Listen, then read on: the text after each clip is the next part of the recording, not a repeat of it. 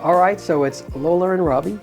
So this topic is a much heavier topic. It's the topic of suicide. And I want to give a quick warning that I'm going to ask some questions that may seem harsh, may seem cold. I do not mean that.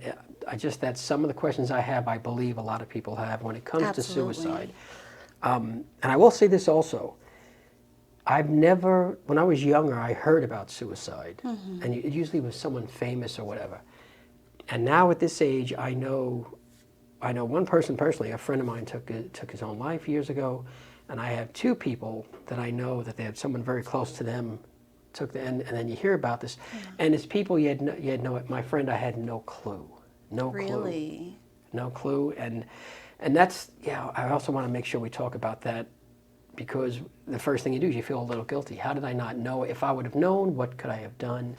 But Lola, first of all, has there been a raise or an uptick in suicides in the last, 10 years, 15? Yes. It's become more prevalent in society, and thankfully, along with the uptick of prevalence in actual occurrences of suicide, there has been a prevalence of an increase in resources, knowledge, and dialogue about suicide and suicidal ideation. And I think that was missing before. Okay. Yeah. First of all, I do want to touch on this up front because I'm going to forget. In some countries, that is something that is offered, isn't it? Isn't it? So if you're not facing death because of a disease, you're just not happy in life and you think you want to take your own life, there are some countries that will offer an assistance to suicide? Right. There are places around the world that offer assistance to this. And of course, that would be very controversial here in the States. Yeah. But when a person starts to experience suicidal ideation, it is meant to be an emergency red flag for that individual. Now, of course, for most people, they only recognize that they're in a great deal of distress.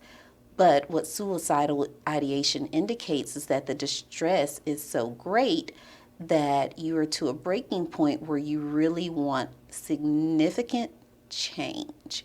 You want something to be very different. You want something to go away and never be what it is today. And for a lot of people, though, that results in killing themselves when really what they need is a change of a situation. They need a certain situation to die away. Yeah. Excellent point. Do they have an idea, everything is your field, do they have an idea of why people are going towards suicide? Why there are more suicides today? Well, because with today, people feel more disconnected than ever. And I know that's odd because we have social media. However, the majority of social media, it shows people, thriving, living life, having a good time. And while there are things out there on social media that are very helpful, there are support groups and things that people can take part in that could make them feel more of a part of the community. But largely, people feel alone and isolated. I can see that. I can definitely see that. I mean, I can see it because when you'll see a bunch of people that will post, first of all, we've talked about this they have their Facebook life, right, which is all this excitement. Them at a party, it seems like they're having the greatest time. Meanwhile, that night, they may have gone home early because they were bored, but you don't see that in the face. But if you're seeing that, I was just telling this to a friend of mine. When I was in high school, I'd get to school on Monday, and sometimes you'd hear about a party that was going on that I wasn't invited to. You're like, what? But now, if you're not invited to the party, you may see it right there that night. Live, happening. Yes. Yeah. And I can see that being a negative. Okay, so that's part of it. Is there anything else? I think people are largely ashamed when they feel that despondent. They may reach out for help, but sometimes the help doesn't fall on listening ears. And then there's still a stigma. Even with the increase of people seeking mental health care, there are people with mental health professionals actively in their life, and there's still a stigma around suicidal ideation. There's still a stigma around being significantly, clinically, medically depressed. Yeah. And I can absolutely see that because if I'm working with someone in the office and we found out that Jane is going to a psychologist, then you immediately look at them differently. And it's amazing when people go and speak. I never realized, you talk to friends, oh yeah, no, I go to a psychologist or a psychiatrist, but I have friends that go on a regular basis, and I never knew. Yeah, therapy is Therapy, essential. Therapy is essential for everyone, and you don't have to be depressed or having a problem to seek therapy. It's just a great form of self-care. It's a great form of self-care to disengage from the world at large and give yourself an hour of attention. An hour of attention to kind of take an inventory on where your life is, where you want it to be, and how it's working. And for a lot of people, they come to therapy, they do those things, but they put pressure on themselves to try and be on. And that's always a negative. You want people to come to therapy and know that it's a safe place. There is nothing that you can tell the therapist that they don't want to hear or that they're going to judge you on. And for therapists, we have to be really keen and tuned in to even see suicidal ideation, because not everyone is going to walk through the door and say, you know what, I've really been feeling suicidal. You have to ask the right questions, which one of those questions is, have you had any thoughts of harming yourself? Yeah. Well, okay, so that leads to my next question. Two questions. I'm going to say them both before I forget. You're a friend like me. I had no clue about my friend, none. Are there any signs? And I know that's a huge question. And the second thing is, but answer the first one, when you do see signs, what do you do as a friend? Yeah, I've had, again, my friend, he was worried about a couple of things he was worried about, and I thought he was overly worrying about it, but I just thought he was overly worrying. So are there any signs? And I know that's I'm looking for a simple answer. Right. That's a big question, because for many, many decades, there was a list of signs that professionals would give out and say, oh, are they giving away their personal belongings? And have they started to withdraw from people that they are usually around? And all of those things could be signs, but research has shown that lots of people that commit suicide go from living active, seemingly happy lives to being deceased because they have died from suicide. Wow. And that just goes to show that there's no one formula. There is no one sign, because a person can look like they have it all on the outside, but something internally is really, really hurting and wounded. And so it's really difficult to determine signs. Now, it's easier to say what are signs of someone being very despondent or disturbed. And the reason I use the word disturbed is because not everyone that kills themselves is depressed. What? Wait, what? Sometimes people can kill themselves just because they have decided that they're unhappy with the life that they're living. They could have a mental illness that doesn't even include depression as part of it, that makes them feel like they are compelled to do something to themselves, to self-harm. And suicidal ideation doesn't look just one way. Because if someone were to ask me, what's the difference between someone taking a gun to their temple and pulling the trigger versus drinking over the course of 10 or 20 years to the point of intoxication and getting behind a car, I'd say there is no difference. Really? Really? Yeah. There is no difference, but Lola. So you're saying, so the person who's drinking because they're sad, depressed, or what, or something else, but they're drinking to hide something, or they're drinking to escape, and they may be drinking to end their life. Really? Yeah. Wow. So as a friend or a family member, it can be very hard. You would have no clue in some cases. And Lots of times people would have no clue. I have a friend whose daughter ended up committing suicide. And I warned this friend just because of things that I saw, behaviors that I saw in her daughter.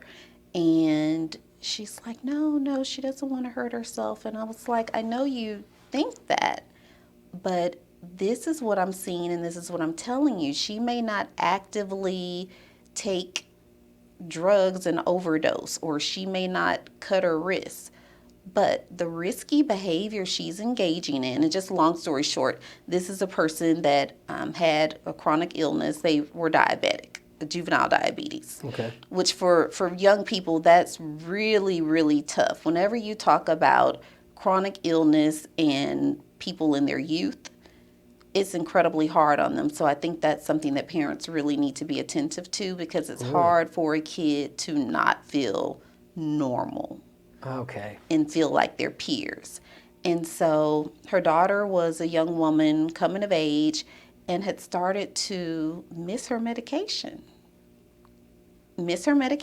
Stay out all night, that sort of thing. And so I said, look, there's only one of a few things that's going to happen here. I said, so either y'all are going to make it to where she can't leave the house without one of you guys administering her medication to her, or she will be somewhere where she doesn't have it, hasn't taken it, and does not return home, and she may go to sleep and never wake up. And that's exactly what happened. Wow. So if you are a friend or a parent, I imagine, no, I've never met your friend, but I imagine when you hear that, you want to say, no, that she's not, and forgive me, this is where I say it may be harsh, she's not crazy. She's not going to take her own life. Right. And that was essentially the idea that they had, but she was going through so many things as far as risky behavior and slipping grades in school and all of that sort of thing. But they didn't connect it. Okay.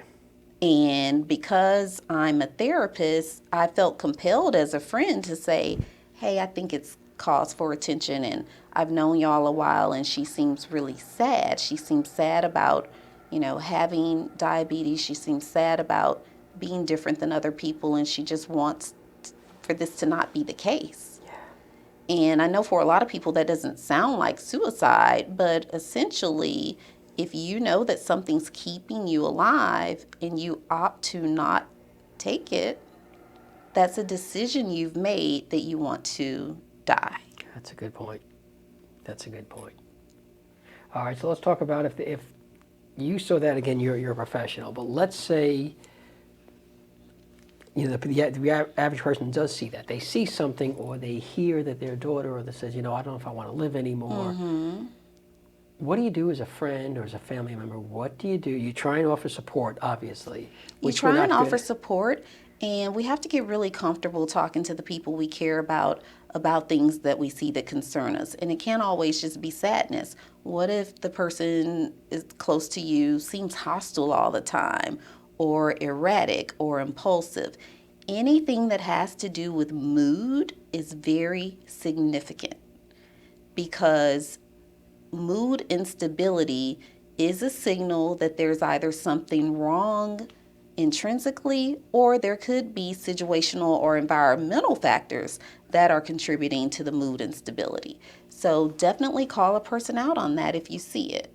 Okay. I imagine, go ahead. Yeah, whether it's you seeing a person be sad, or you seeing a person be too euphoric, or you see a person just making rash decisions in life, whatever, just being attentive to someone. And I imagine, though, you are, I'm not at all questioning, but I imagine if you do that, there's a chance that your best friend, your daughter, whatever, would get very defensive, and they could actually start an argument, right? I mean, you have to be ready to, okay. Yeah, you have to be ready to stand firm in what you're going to be saying to them. And just remind them that you're asking them as a friend or as a loved one, because I love you. You're And letting them know that you love them and that they're really important to you, and you don't want to see anything happen to them. Yeah. Because I think a lot of people feel a lot of shame about suicidal ideation, or they don't know when it's time to worry because they don't know if it's active or whether it's passive. Wait, you mean the person who has the friend who's suicidal? No, the suicidal person themselves. They don't know whether their suicidal ideation oftentimes is active or passive. And by that, what I mean is active suicidal ideation is I've thought that I want to kill myself. And not only have I thought it, but I have a means. I own a gun that's in my possession. I have knives. I've tried it in the past. And yeah, I think I'm ready to try it again. I have a plan and I have means. And so that's cause for immediate medical attention. Not a therapy session, not anything, but a trip to a psychiatric hospital or an emergency room, which would triage and see what all is going on, but definitely to the psychiatric hospital. So I imagine, I hear what you're saying, absolutely, but I would imagine if you're, especially if you're someone watching this and you've had those thoughts, that's probably, we'll cut this out if I can't keep it. That's probably the last thing you want to do. For most people, a trip to the psych hospital is the last thing they want to do, which is odd. I really admire those people that come to the conclusion on their own that, you know what, I feel like I need to take some time out. I need to go to the hospital, because I have had that happen before, where people are like, you know, I'm uncomfortable with the way I'm feeling and the way my mind is working. Even if they're not completely suicidal yet, they recognize that I'm in a danger zone. So for a lot of people, that is very off-putting to say, oh, you're going to have to go into a mental health hospital. But what I like to tell people is that you can show up at any psychiatric hospital and they will assess you on the spot. You'll speak to a therapist, social worker, psychiatrist. You'll be evaluated. If you need to stay, they will admit you, but maybe you're not as bad off as your therapist thinks you are or as you think you are. And if that's the case, they'll give you other alternatives for whatever is the appropriate level of care. So another level of care may be partial hospitalization. And so partial is you go home to your house, but you still report back every day, maybe 4 days a week. Okay. Partial hospitalization, intensive outpatient, that sort of thing. Okay. And if you are admitted for a residential stay, I say really commit yourself to the process and enjoy it and get the most out of it. You say hospitalization. What do they do? I mean, is it medication? First of all, some of it, when you say it's an illness, is it an illness in some cases that can be, I hate use the word fixed, but improved with medication? Absolutely. Why is that? What is the medication? Well, and for some people, it may be a one-time thing where they get to this level of depression in life or despondence where they need hospitalization or where they experience thoughts of suicide.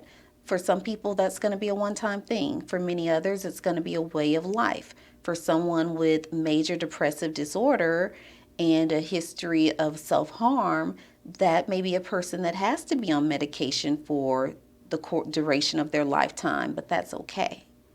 It's okay if it keeps them stable. Yeah. For others, they may be on medication for a year or 2 years and be able to successfully wean off of the medication because whatever the reasons for their depression was, those reasons improve and now the depression is over.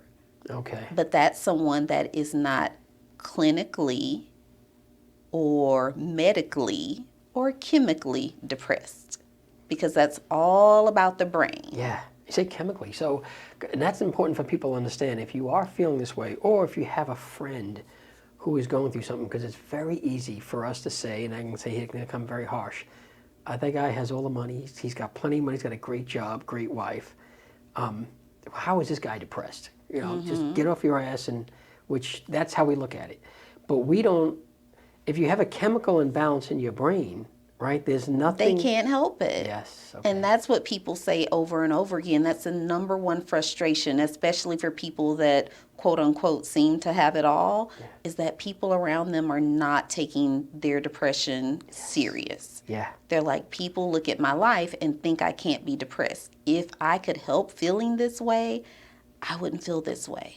And for those people, daily life can be a challenge because they may wake up with passive suicidal ideation on a daily basis, like, oh, I wish I weren't here, or, oh, I wish I wish someone would run into me head on and I'd Right. die. They may not want to kill themselves. They may not want to be the person responsible for taking their own life. But if something happened to them, they would be okay with it. Right, okay. And so for people where that's their reality, oftentimes they come to cope with through professional help that to some degree this is something that they live with. However, they recognize when there are increments of increase where they should be very alarmed and then go to the hospital. Okay. Wow. Okay. Lola, what about the people that are close to someone who took their own life? And let's say you did know the person was depressed. I imagine this must happen where you know your friend's maybe not a child, but you know even a child. And then you think they're okay, but you're kind of concerned. But you think, if you're really concerned, right, you would stop everything and you'd go there. But maybe the person's been dealing with this for months or even years, and then they take their own life. The person who's left behind, dealing with the guilt, the sadness is one thing, but dealing with the guilt. Yeah. Yeah, so what do you say to that? The guilt is so toxic, and I would say to anybody dealing with that, you have nothing to feel guilty about. There's nothing you could have done differently at all.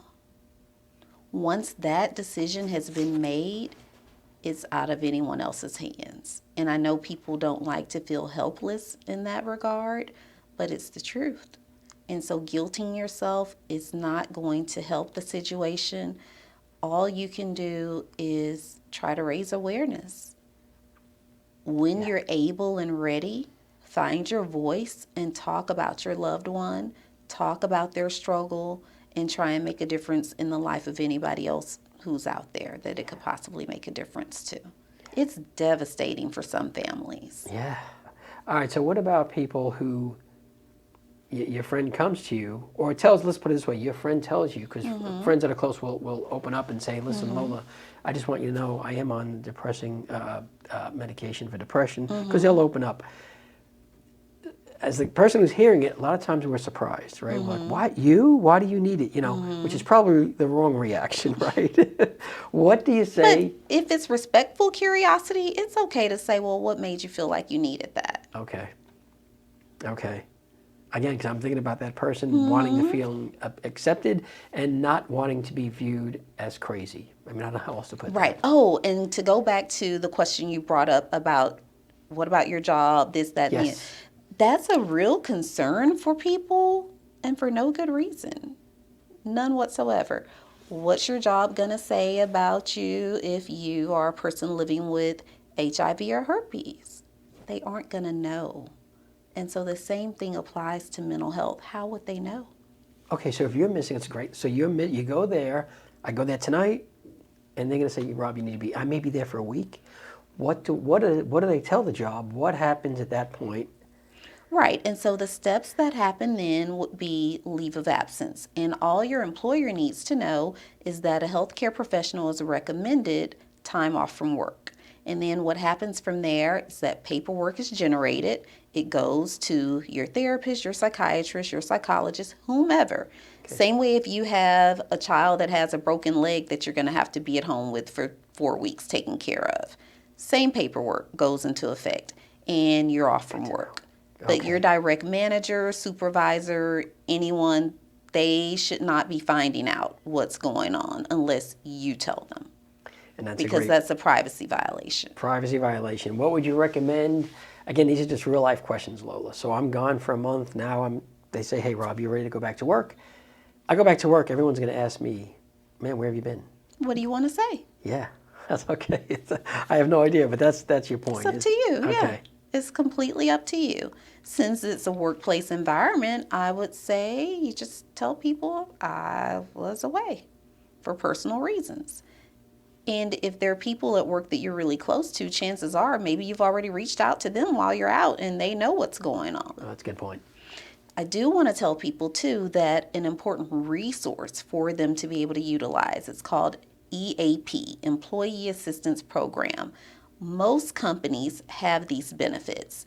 And so these benefits allow a person to meet with a therapist Sometimes they can meet with a nutritionist, dietitian, legal assistance, financial advisor, all of these things under the umbrella of their EAP at no cost to them.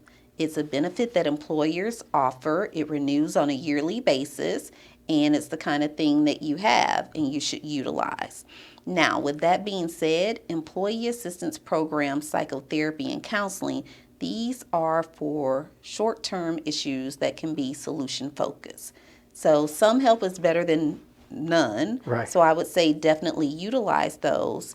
However, know that it's not for management of serious mental illness or a serious issue that is going to have some long-term ramifications going forward. Okay, but it is a great way to do a start. It's a great resource to get the ball rolling. But if you're a person out there experiencing suicidal ideation, I would definitely recommend a few tips. Number one, seek professional help. Immediately seek professional help, because oftentimes so much can be alleviated by just talking about the things that are going wrong or that are really bothering us. You'd be surprised. There's even research that shows that single session therapy is effective. Wow. Yeah. Okay, so that's the first thing, seek professional help.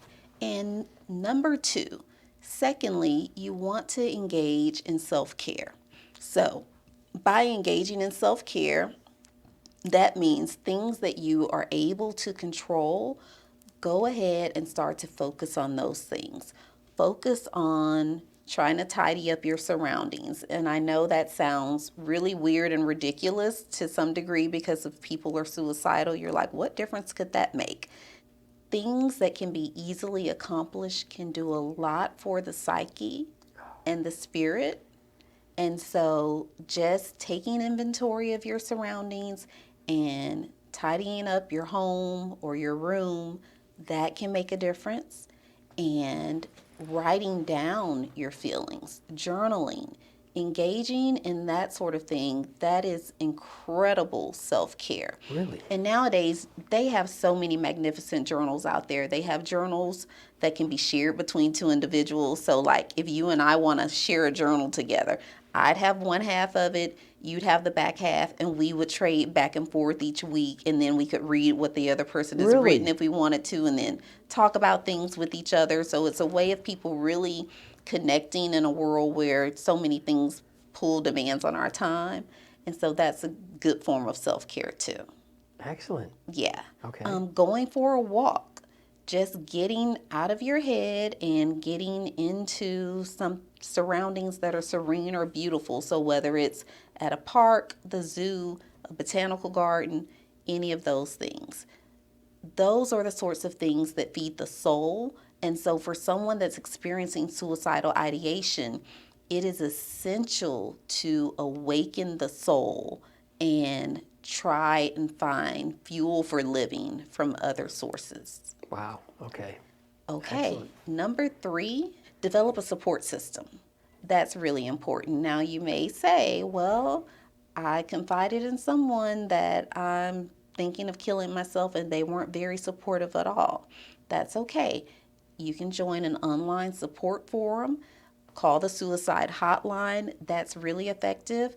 I know lots of clients that have utilized those suicide hotlines, and it helps them see another day, and it helps them get to their appointment, and they come to their appointment no longer actively suicidal. And so that's huge. Those people on those hotlines do a phenomenal job. They absolutely do. Excellent. And Lola, I'm going to stop right here because it's a perfect segue to this question. People are probably wondering, with today, with everything being tracked and everything else, when you call that place, when you go to a hospital, check yourself in, if they want to hold you there, if you go to a hospital and they want to keep you there against your will, can they do that, number one? It's very rare for individuals to be held against their will. Okay. First and foremost, it's a rarity. There are certain instances where a person can be committed if it's been demonstrated already that they're actively a danger to themselves or to someone else. And I'll give you an example of that. So let's say, hypothetically, we'll use you. So let's say that you're at home. It's a regular Thursday night. You have gone to dinner with your girlfriend. You all come home. You get into an argument. It escalates. You storm out of the house. You go get in your car. You come back. And when you come back, the argument continues. You start waving around a knife. And then the next morning you wake up. You're still irate and things are happening. Then that person would have cause to go and try and seek a mental health warrant. Okay. And if it's determined that, wow, Rob really is experiencing some sort of a break right now and really needs help and stabilization, then your family member or loved one could get the assistance of getting a mental health warrant that a judge would have to sign off on. Judge would sign the warrant, and sheriffs or whomever, law enforcement, would come out to your house, remove you from your home, and transport you to a hospital where you would be held for at least 72 hours. Okay. Makes sense. Mm-hmm. And what about being tracked? Again, I know you're not an expert in technology, but you call the hotline. Are you now on some list that, hey, this person called? Absolutely not. Okay. Absolutely not. I do find that there are states out there that do a phenomenal job of people that are suicidal, and New York would be one of those states because they do have a system of checking in on someone. And so that's really good. So things vary from state to state, but thinking you're going to be on some sort of a list that could somehow be harmful in any way or be found and then everyone knows, no, that's not going to happen. But I will say this, what's the worst that can happen if someone finds out, oh, Lola's suicidal or has been suicidal in the past? What's the worst? So I'm going to answer from just a guy who's, I would say, wow, they look at me like I'm crazy. It's this stigmatism. But what is the actual worst? There is no worst. The person that deals with suicidal ideation or has attempted suicide before is no different than anyone else out there. Explain it. Well, everyone has a capacity to some extent to navigate stressors in their life, but that's different for each individual person. We're all unique. And how I navigate stressors may be different from how you navigate stressors. And if it so happens that I become suicidal, there's no shame in that. I think people really have to start moving away from that stigma and really embracing people that have struggled and giving themselves grace and saying, you know what, that may not be my struggle today. Hope it's never my struggle, but it could be. Yeah. Because none of us knows what's the straw that's going to break our camel's back. Oh, that's a good point. That's a good point. And Lola, you were giving a list of things to do. Mm-hmm. And I don't know if I stopped you on your list. Yes. Fourth, create a safety plan. So once you're involved with a mental health professional that knows you have a history of self-harm or that you have a history of suicidal ideation, they can help you create a safety plan. What a safety plan is that it's a set protocol that you will complete each and every time you feel suicidal. And so your therapist, your psychiatrist, your psychologist can help you create a safety plan that includes your number one person that's going to be an emergency contact in the event that you're experiencing suicidal ideation. Okay. It's going to include a list of, okay, what's the place closest to my home that I can get to or closest to my work where I can go and be evaluated, potentially check myself in. How do I let my therapist know that this is going on? And so it's going to be a whole list. And then it'll also be a list of a few immediate coping skills that you can do. That could be anything from, okay, maybe I've missed some doses of my medication. I've got to take my medication. And I have to remain consistent for 3 days. And if the ideation is still persisting, then I need to follow up with someone. Or that coping skill list could be that, okay, if I'm experiencing suicidal ideation, I go through all the things on my safety plan, but I also have to take 3 days away from work. And whether that's me going into the hospital for 72 hours or just being away from work and attending therapy every single day, or attending intensive outpatient every single day. Whatever it is, your healthcare provider will help you come up with a safety plan that works for you, but it is essential. Excellent. Excellent. And you also want to safeguard your environment. If you own a firearm, you don't have to get rid of your firearm forever, but if you're actively suicidal, let a friend or family member know and go ahead and surrender your firearm to them. Give yourself a chance because it only takes a second. It really does. It only takes a second. Every person that kills themselves hasn't agonized over it for days and weeks and months at a time. That's a misconception. Explain that, because that's probably a huge misconception. That's what people tend to think, but it only takes a moment to think, I'm so sick of everything, I'd be better off not being here. Or I don't feel like anyone cares, or I don't care. I just don't want to do this anymore. And then in that moment, the person decides, and I'm not going to do it anymore. That's how that sentence ends. Wow. And then they take their life. Wow. So you could actually be with your friend earlier that day and you hear that they took their life tonight. I would be thinking, wow, he knew the whole time I was sitting there talking to him, but he may have not. Yeah. Wow. And that happens a lot for people. And so the people left behind are often very confused and frazzled and heartbroken and guilt-ridden. But once again, nothing anyone else could have done. And sometimes a person that has planned to the point to where they're actually looking forward to it. So they really seem as if nothing is wrong because they know after I get back from this vacation or after this party, it's going to happen. And they feel such a sense of overwhelming relief. Wow. Wow. Man. In knowing that it's going to happen. Really? Yeah. It's one of those things. Suicide, it's complex.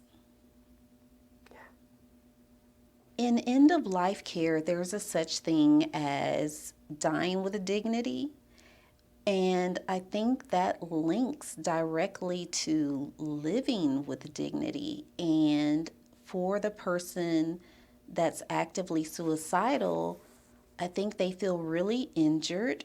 I think that the person can feel as if life as they know it just isn't dignified, just isn't fair, isn't easy to navigate for whatever reason. Their obstacles feel insurmountable. And they want to be able to decide. And that's why I tell people don't judge. Don't judge a person that has killed himself. People want to determine how they live, and oftentimes people want to determine how they die. And there are several countries out there that allow euthanasia. Some allow it only for serious illnesses of sorts, but some allow it for any adult person that decides that they want to be in control over how they die. Really? Yeah. Let's see. I believe offhand a few places. I know Colombia, they're fairly recent. I think they may be the first Latin American country that's begun to allow it. Mm-hmm. Belgium, Netherlands, there are places out there. So I'm going to say this, and this may be, you may completely disagree. I just think, very opinionated, but I just don't think I don't think that should be a solution for someone. And again, I know nothing about your field. I just don't know that, I don't like that it's a solution for someone to take out their own life for the way they're feeling, if there's when they can live a long life. I don't like the idea that Tell me more, Rob. It sounds like I'm hearing something. Yeah, because I don't want to cross anything over here. I just don't think the government, hey, let's put it this way. I don't think anyone out there should say to me, Rob, you know what, this is a solution, ending your life. And I believe that when you provide that as a service, it's now one of the solutions to what you're going through, and I don't think that's a solution. I don't. So if you came to me and said, Rob, I'm thinking about taking my own life, Lola, please don't. However, if you are thinking about, there's a place here on Main Street that, man, there's no way in hell. I don't want my friend, my family member giving me that solution. I want them giving me every other solution not to take my own life, because life is such a gift. So I personally do not think that a government entity should be offering that as a solution. That's me. And again, I don't want to start any controversy. I think we'll be having a to be continued Right. on that. I will say this. I love that you say life is a gift, because I do believe it is. But I think it's what happens with that gift that gets to a lot of people, because oftentimes their life is hard. Sometimes I have met the occasional client that it seems as if, wow, they have been dealt a hand and the blows just keep coming. Yeah. And so for some people, it can get to be too much. And hopefully, programs like ours will help people be bold enough to go out and get the help that they need if they can't automatically get it from the people in their direct circle, or if they just feel too ashamed. Hopefully they will go out and get that help, because life can really throw some curveballs at people and put them on the side of the fence that no one wants to be on, and that's feeling like you want to end it all. Fair enough. And like I said, I have not been there. I have not been to that point, even close to that point. So I can't fully understand what that is. So fair enough on that. I just don't see it as a solution. There are people that have been through stuff, and Lola, I've interviewed them on my other podcast. Yeah. I can't believe the stuff they've been through, but they're resilient. Yes, they're resilient, and maybe they can help. So if someone's going through some really hard stuff, let's address that right now. Someone who's watching this, who is thinking suicidal thoughts, who did find this video, what are either some of the resources? You've already given advice. Are there any resources that you want to list besides, number one, calling you? I mean, that's because I know you free. Go ahead. And we will list resources, but the National Suicide Hotline, that is definitely a great starting place. NAMI, the National Association for Mental Illness, their website is a great place for resources. Also, Psychology Today. What I like about Psychology Today is that it's sort of, I don't know, it's almost like a personal ad for therapists and people in the mental health field.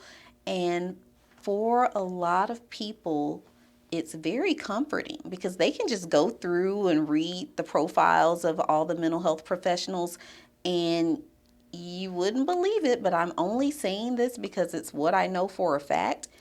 It's really helped sustain some people over the years. Just knowing that the help is out there. Yes. I've had clients that I finally meet them and they say, I've been going on your Psychology Today profile for 4 years. Wow. Yeah, and they just keep going and going back, rereading things until they work up the nerve to call. Or some will call, but they may call for 10 months straight and never keep an appointment to come in. Really? Mm-hmm. Wow. And then finally one day they keep the appointment. So I would say also, again, it's not my field, but man, if you're watching this, you are absolutely not alone. Absolutely. Because you feel like you're alone. You're not. Yes.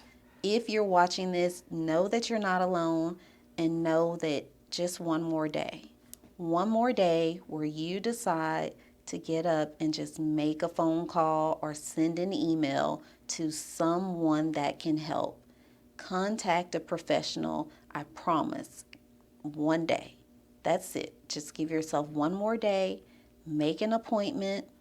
No pressure on yourself. Just show up and let the process unfold from there. Because life is so valuable. And what I like to remind people is that you may be suicidal today, but this exact day 1 year from now, your life can look totally different. It can be magnificent. Even if there's a chronic debilitating illness that you're dealing with, you're going to get to a point where it's under control, it's being managed. It can be better. For a lot of people, living in pain can be a contributing factor. For a lot of people, and I know we didn't talk about this, maybe we'll go into it in subsequent podcasts, but for lots of people that have been in the armed forces or played professional contact sports, traumatic brain injury is another factor that can predispose someone to acts of self-harm or suicide. Lola, I know there's resources for people out there for grief. Are there resources specifically for people who are dealing with grief from losing someone from suicide? There are, and there is so much comfort in being around those that know exactly what you're going through. I highly recommend looking for a grief share group for people that have experienced the loss of a loved one from suicide. Excellent advice. Because go ahead. And Grief Share, for those of you out there that don't know, Grief Share is a recovery curriculum for grief, and it's largely done in a lot of churches or community centers. And so the groups are out there. You can seek online for a Grief Share group in your area. And also there's something that's called the Grief Recovery Method. And so you can seek out a therapist that's certified in the Grief Recovery Method or the Hearts Matter curriculum. Hearts Matter is a method that is specifically designed for children, people 18 and under that have experienced the loss of a loved one. There's also someone who I know, I did a video for her. I'm going to put her Excellent. website, because she does that specifically for children or for young adults who have lost someone in their life. Yeah. So that's all we have for today. I would say please on our YouTube channel or on the podcast, ask questions, reach out. Lola, is there anything closing that you want to say? I just want to encourage everyone to encourage everyone.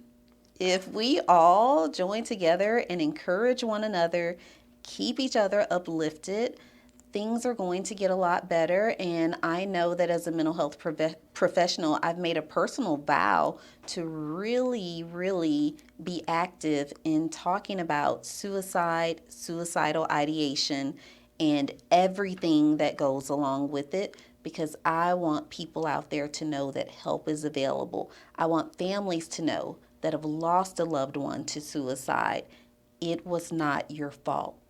Please let go of the guilt. Please forgive yourself and know that your loved one wanted to be in control of ending whatever was happening in their life. And I'm sincerely sorry for your loss. They just wanted a situation to end and to change. But you being proactive and being their voice moving forward can make a difference in someone else's life. It can make a difference in your life too. So please don't remain silent.